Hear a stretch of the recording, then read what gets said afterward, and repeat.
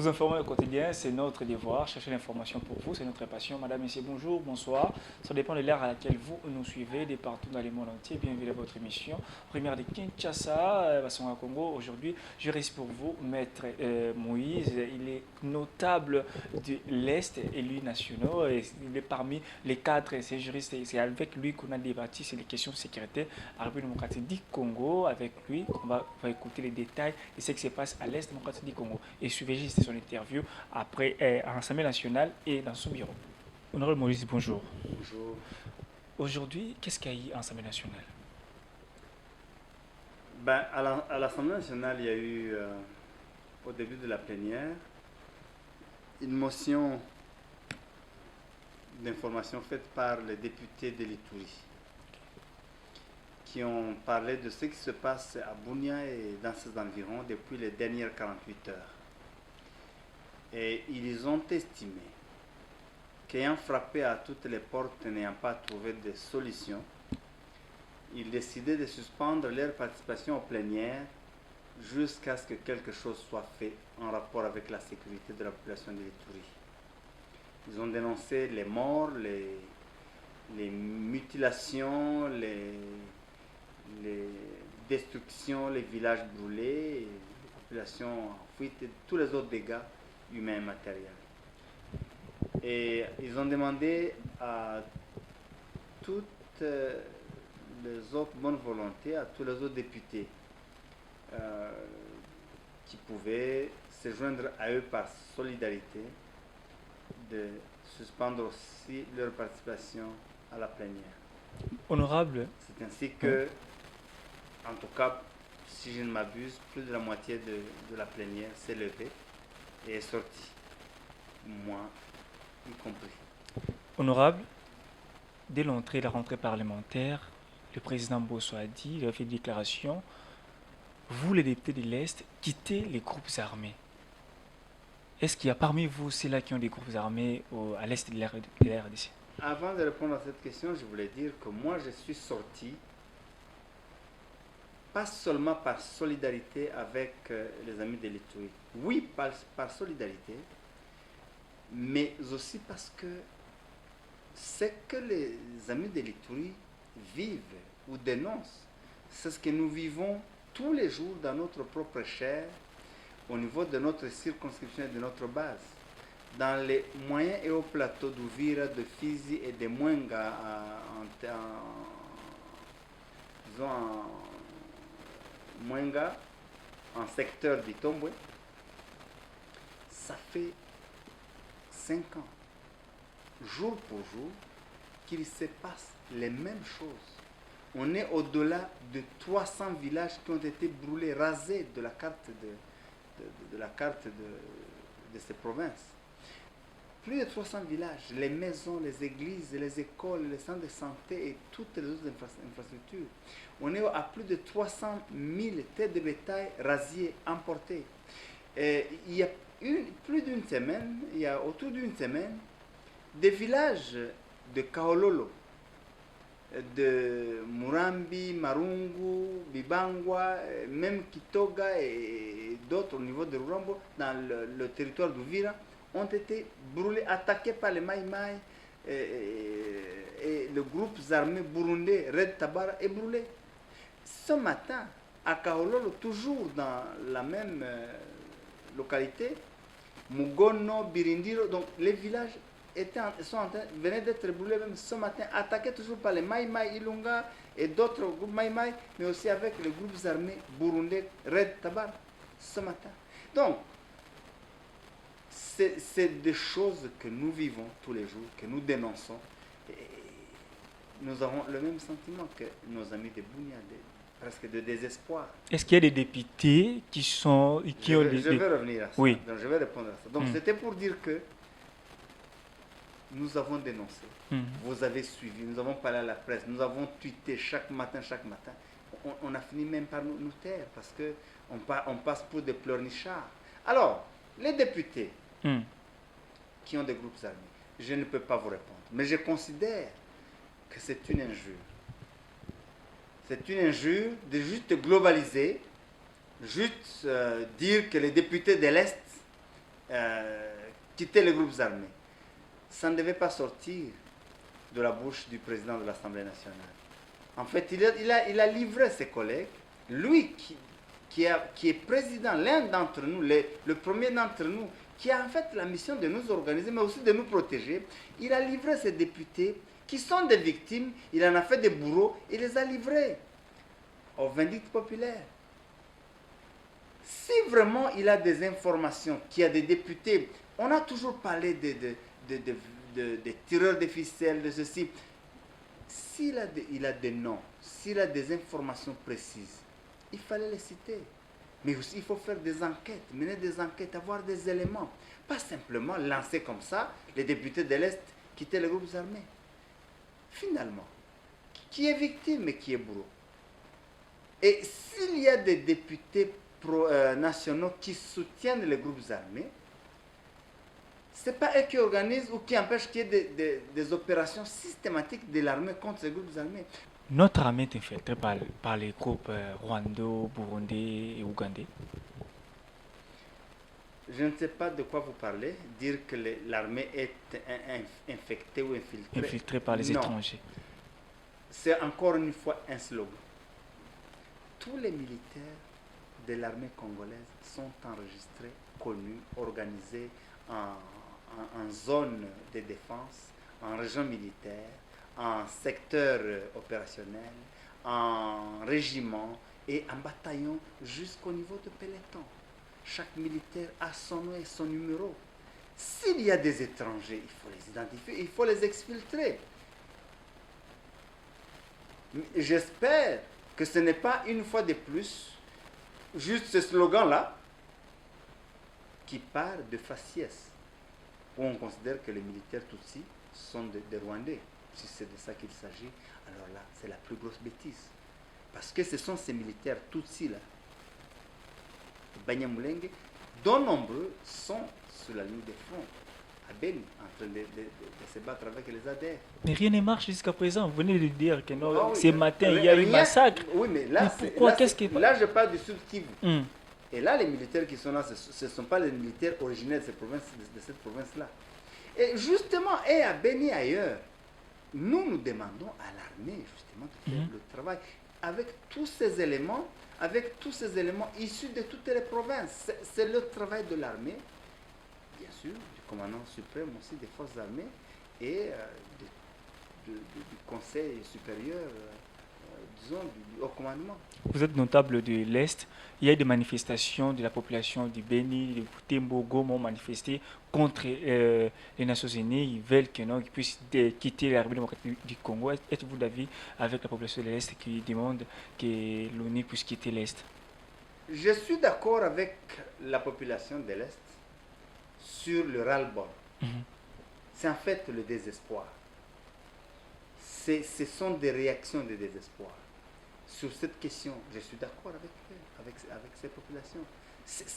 J'ai commencé il y a longtemps. Si vous avez suivi mes prises de position, mes déclarations, j'ai commencé il y a longtemps. J'étais même, à un moment donné, j'étais incompris. Des fois, j'étais menacé, que je m'attaque à l'armée, mais aujourd'hui, vous voyez, la population elle-même va dans la rue pour dire assez, c'est assez. Sur cette question, je suis d'accord. Par contre, le deuxième élément, et là où je voulais peut-être dire que je ne suis pas seulement d'accord avec la population, le problème, ce n'est pas la MONUSCO. Parce que la MONUSCO, c'est justement comment vous pensez que ces militaires qui viennent de différents pays, je sais pas moi, ils vont venir se faire trouver la peau pour nous. Ils sont là, c'est pour aider, c'est un appui. Ils interviennent en appui, mais ce n'est pas eux qui doivent faire les opérations militaires. Eux, ils disent, si l'armée congolaise organise des opérations, nous allons les appuyer, mais ce n'est pas à nous de prendre ni l'initiative, ni le devant. Donc, je crois que c'est là qu'on doit faire la différence. Les opérations, la sécurité des populations et des biens, c'est d'abord l'affaire de notre armée, de notre police et de nos services de sécurité. La MONUSCO vient en appui. Il ne faut pas penser que c'est cette MONUSCO-là qui va sécuriser la population congolaise. Pour chuter, honorable, pendant beaucoup de temps, l'actualité oblige. Gouvernement Samadou Kondé, gouvernement des Warriors. Votre avis par rapport à ce gouvernement des 56 membres, les Warriors? Non, je préfère garder mon point de vue sur ce gouvernement lors de la séance d'examen du programme, oui. et d'investiture. Ce que je pense de ce gouvernement, je préfère le dire en ce jour-là. Prenez un peu de patience, j'imagine que c'est pour très bientôt. Et justement, la réaction des députés d'aujourd'hui n'a rien à voir avec les révolutionnaires. Non, tous les députés qui sont sortis aujourd'hui, ça n'a rien à voir avec l'investiture du gouvernement. Ça ne va pas empêcher l'installation du gouvernement? On appelle cette installation de tous nos voeux pour que... Parce qu'aujourd'hui, ça devient un prétexte. On semble dire que c'est parce qu'il n'y a pas de gouvernement, qu'il n'y a pas ceci, qu'il n'y a pas cela. Ce n'est pas vrai. Parce qu'il y a toujours un gouvernement. Un gouvernement est remplacé par un autre. Même si un gouvernement est démissionnaire, il expédie les affaires courantes, il continue à travailler jusqu'au jour où il va être remplacé par un autre. Mais aussi la question de sécurité dont on parle aujourd'hui à l'Est, c'est une affaire de l'armée. L'armée, elle, il n'y a pas une armée nouvelle qu'on attend. L'armée, ce sera la même. L'état-major, c'est le même. Le commandant suprême, c'est le même. Le haut commandement militaire, c'est le même. Donc, je crois que le travail devait déjà continuer à se faire. C'est presque à la fin, Maître Moïse. Permettez-moi une question avec Maître Guilain. Juste une question. Vous avez pris l'engagement de ne plus participer aux plénières, aux actions du Parlement. Jusqu'à nouvel ordre, jusqu'à quand? Parce que le président Bosso a dit qu'il faut contacter les bureaux. Les députés du Tour, ils doivent contacter les bureaux pour mener des démarches concernant l'insécurité. Alors, vous allez sécher les plénières pendant... Ça vous montre maintenant que le président, qui faisait semblant de s'intéresser aux questions de l'Est, ça devient une question, ça devient un divers pour lui. Vous voyez, chaque jour, il fait des communiqués pour montrer que l'Est. Aujourd'hui, que les députés tapent sur la table, il dit non, ça ne m'intéresse pas. Nous, on va continuer avec les examens de loi. Cette question-là, c'est un divers.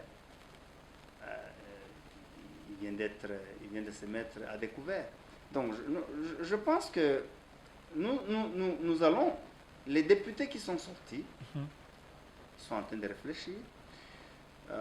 S'ils décident de ne plus participer jusqu'à nouvel ordre, jusqu'à ce qu'il y ait une décision qui soit prise et une action qui soit menée, nous allons le faire. Mais s'ils décident qu'on reprenne, s'il y a un contact avec le bureau qui a contact avec le président de la République, si un conseil supérieur de la magistrature est convoqué, de la défense est convoqué, et des mesures prises, nous sommes disposés, nous sommes là pour travailler, nous allons continuer à voter les lois, il n'y a aucun problème. En fait, c'est un signal fort qu'on donne à l'État, au gouvernement, au pouvoir, sur la situation de l'Est qui devient récurrente. Et c'est comme si ça devient normal quand on continue à tuer tous les jours, on compte les nombres et ça devient comme une habitude. Mais on peut compter avec l'actuel ministre de la Défense, l'ancien général, il peut faire quelque chose. Quel ancien général? L'actuel ministre de la Défense. Oui. On ne va pas le juger avant qu'il entre en fonction. Attendons-le. Merci beaucoup, Maître Moïse, pour la disponibilité. C'est moi qui me remercie. Ce n'est pas simplement par solidarité que nous sommes sortis. Dans toutes nos provinces, il y a plus d'une semaine, 10 villages ont été brûlés. À Kahololo, à Bibangwa, dans le territoire d'Ouvira, au sud Kivu. Ce matin, 2 villages viennent d'être brûlés, toujours à Kahololo, dans le territoire d'Ouvira, en chefferie de Bafuliro. C'est pour dire, et toutes les fois qu'on brûle ces villages, il y a des gens qui sont tués, il y a des populations qui fuient. Dans les moyens et hauts plateaux d'Ouvira, de Fizi et de Mwenga, on est à plus de 300 villages qui ont été brûlés et les populations sont en errance. Nous en avons parlé, je crois que vous avez suivi certaines présentations, mais ça devient comme une habitude, on nous considère comme des pleurnichards. Mais c'est des populations, c'est des vies humaines qui périssent. En fait, aujourd'hui, c'est un signal fort, c'est un ras-le-bol pour dire à quoi ça sert de continuer à voter les lois pendant que les populations sont en train d'être décimées. Que fait le gouvernement? Il y a un nouveau gouvernement, mais il y a un ancien. Les services de l'État doivent continuer. On ne va pas nous dire qu'il y a un nouveau gouvernement. Dans l'entretemps, on continue à vivre, on continue à manger, on continue à travailler, on continue à être payé. tous les services fonctionnent. L'armée est là, il n'y a pas une nouvelle armée. Donc je pense qu'aujourd'hui, tous les députés et toutes les tendances confondues, sans nous mettre d'accord, sans réunion, on a décidé après une motion d'arrêter de continuer à voter les lois si rien n'est fait au niveau de nos Mais il y a une chose qui s'est dit déjà depuis très longtemps, depuis le président de l'Assemblée l'a dit, c'est que les députés sont en complicité avec ces rebelles qui tuent la population. On nous a demandé de quitter les groupes armés. C'est une phrase, je ne veux pas la qualifier, mais je ne sais pas s'il est conscient de ce qu'il a dit. Si vraiment il y a des députés qui sont avec les groupes armés, on a des services de sécurité, on a l'État. Pourquoi on ne s'en charge pas? Est-ce qu'on a déjà amené un dossier ici et le Parlement n'a pas levé les immunités? Donc là aussi, c'est encore une fois les services de sécurité, le gouvernement, le pouvoir, l'État à agir. Il ne faut pas simplement faire des appels. Je crois qu'on a dépassé le niveau de faire simplement des appels, de conscientiser. Il faut poser des actes. Alors, si on vous comprend bien, vous allez répondre à siéger que quand la situation de l'aide n'est pas si calme. Nous allons nous concerter. Tous les députés qui sont sortis de la plénière, nous avons une réunion tout de suite dans la salle de spectacle. C'est là que nous allons décider de la suite à donner. Est-ce qu'on va s'arrêter là aujourd'hui, considérant que le message est passé? Est-ce qu'on va continuer avec l'action? Ça va être décidé par la plénière de ceux qui se sont solidarisés et qui sont sortis de la plénière. Merci. Je vous en prie. Et voilà, c'était lui maître et il nous a accordé cette interview. On a fait avec lui, avec beaucoup de personnes qu'il avait, mais il m'a permis quand même qu'on puisse faire une interview en courte durée avec lui. Et restez branchés, abonnez-vous massivement. On nous revoit prochainement. Eshima, votre magazine qui bat au rythme de l'actualité. Une réponse à vos besoins en information, un éclairage dans divers domaines. Impartial, documenté, instructif. Eshima au cœur de l'info. Retrouvez la nouvelle édition. Exclusivité. Estache Mouandi, ministre d'État, ministre des Ressources hydrauliques, relève le défi de la libéralisation du secteur de l'électricité. Des actions concrètes. Cap sur la libéralisation de l'électricité.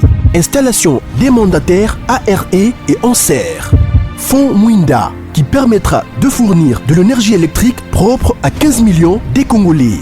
Signature contrat B-Box. Plusieurs protocoles d'accord signés dans le cadre de la mise en application de la loi sur l'électricité. Les avancées enregistrées dans les secteurs des ressources hydrauliques et électricité grâce à la vision du ministre d'État Estache Mouandi représentent un acquis indispensable qui balise le chemin vers l'effectivité de l'amélioration du taux de desserte en eau potable et en électricité. Focus. Payer l'impôt est un devoir civique. Le directeur général de la DGI, Barnabé Mwakadi, sensibilise les assujettis. Dossier Eshima, les épidémies les plus dévastatrices de l'histoire. Nation, le ministre d'État Ribens Mikindo met en valeur les blocs pétroliers et gaziers de la RDC afin de transformer les potentialités en hydrocarbures en véritable richesse. Élection 2023, le compte à rebours de la Senco. À lire également les portraits de Kelly Kounté, journaliste chevronné. Économie, budget 2021, moins ambitieux, plus réaliste. Culture, les tabous de l'inceste. Retrouvez l'intégralité du magazine Eshima dans les kiosques. Eshima Magazine, un nouveau standard d'information.